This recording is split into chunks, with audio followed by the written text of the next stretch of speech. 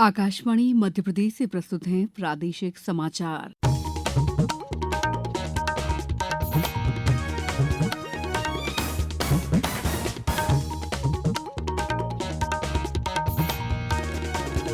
नमस्कार, समाचारों के साथ मैं दीपा सिंह। प्रधानमंत्री नरेंद्र मोदी आज नई दिल्ली में विश्व स्वास्थ्य संगठन WHO के पारंपरिक चिकित्सा पर दूसरे वैश्विक शिखर सम्मेलन के समापन समारोह को संबोधित करेंगे। इस अवसर पर प्रधानमंत्री आयुष क्षेत्र के लिए प्रमुख digital portal my Ayush integrated services portal सहित कई महत्वपूर्ण पहलों का शुभारंभ करेंगे।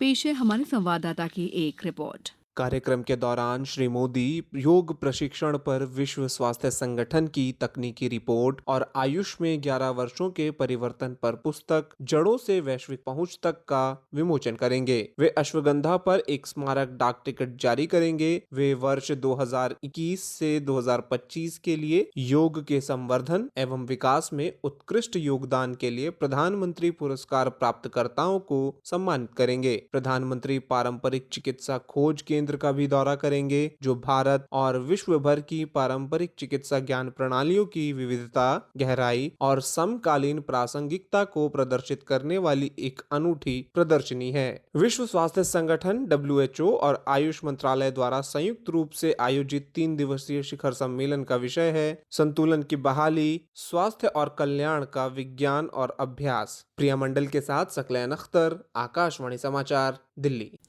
प्रदेश के कृषि मंत्री ऐंदल सिंह कंसाना ने आज भोपाल के जनसंपर्क संचालनालय सभागार में प्रेस वार्ता करके कृषि विभाग के 2 साल के कामकाज का लेखा जोखा प्रस्तुत किया। उन्होंने कहा कि सोयाबीन और मक्का के उत्पादन में प्रदेश का देश में प्रथम स्थान है। गेहूं, उड़द, मसूर, सरसों, तिलहन और दलहन जैसे मोटे अनाज के क्षेत्र में प्रदेश ने द्वितीय स्थान प्राप्त किया है। श्री कंसाना ने कहा कि किसानों की मेहनत और सरकार की किसान हितैषी नीतियों से ही ये उपलब्धियां हासिल करने में हम सफल हुए हैं। उन्होंने बताया कि वर्ष 2002 और 2003 में सिंचाई का क्षेत्रफल लगभग 7.5 लाख हेक्टेयर हुआ करता था, जो 2024-25 में बढ़कर 55 लाख हेक्टेयर से अधिक तक पहुंच गया है। आगामी 3 वर्षों में सिंचाई का रकबा बढ़ाकर 65 लाख हेक्टेयर करने का लक्ष्य है। प्रदेश में सरकार द्वारा जैविक और प्राकृतिक खेती को बढ़ावा दिया जा रहा है, जिससे क्षेत्र में लगातार वृद्धि हो रही है। राष्ट्रपति द्रौपदी मुर्मू ने हैदराबाद में राज्य लोक सेवा आयोगों के अध्यक्षों के 2 दिन के राष्ट्रीय सम्मेलन का उद्घाटन किया। इस अवसर पर राष्ट्रपति ने भारतीय प्रशासनिक सेवा के अधिकारियों की भर्ती करते समय लोक सेवा आयोगों को ईमानदारी और निष्ठा को सर्वोच्च प्राथमिकता देने की आवश्यकता पर जोर दिया। उन्होंने राज्य लोक सेवा आयोगों को भरोसेमंद सरकारी संस्थानों में से एक बताते हुए राष्ट्रीय और राज्य आयोगों से उभरती चुनौतियों का अनुमान लगाने और विश्वसनीयता को अधिकतम महत्व देते हुए खुद को तैयार करने के लिए कहा। संसद के दोनों सदनों की कार्यवाही आज अनिश्चितकाल के लिए स्थगित कर दी गई है। इसके साथ ही 19 दिन का शीतकालीन सत्र आज समाप्त हो गया।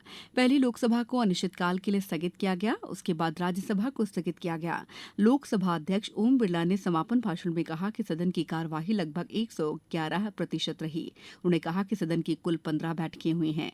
उन्होंने सदन को सुचारू रूप से चलाने के लिए सभी सदस्यों को धन्यवाद भी दिया। अब कुछ समाचार संक्षेप में। शिवपुरी जिले में श्रम विभाग के द्वारा पात्र उद्योगों और प्रतिष्ठानों को श्रम स्टार रेटिंग जारी किए जाने की प्रक्रिया प्रारंभ की जा रही है, जिसमें जिले के सभी उद्योगों, कारखानों, प्रतिष्ठानों को शामिल करने की अपील की गई है। अखिल भारतीय साहित्य परिषद भोपाल इकाई के तत्वावधान में वीर बाल दिवस गोष्ठी का आयोजन 21 दिसंबर 2025 को विश्व संवाद केंद्र भोपाल में किया जाएगा।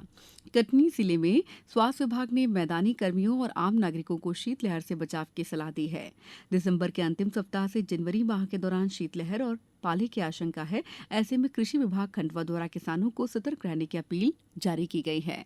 इस बुलेटिन में बस इतना ही। अगला बुलेटिन शाम 7:10 पर। दीजिए इजाजत। नमस्कार।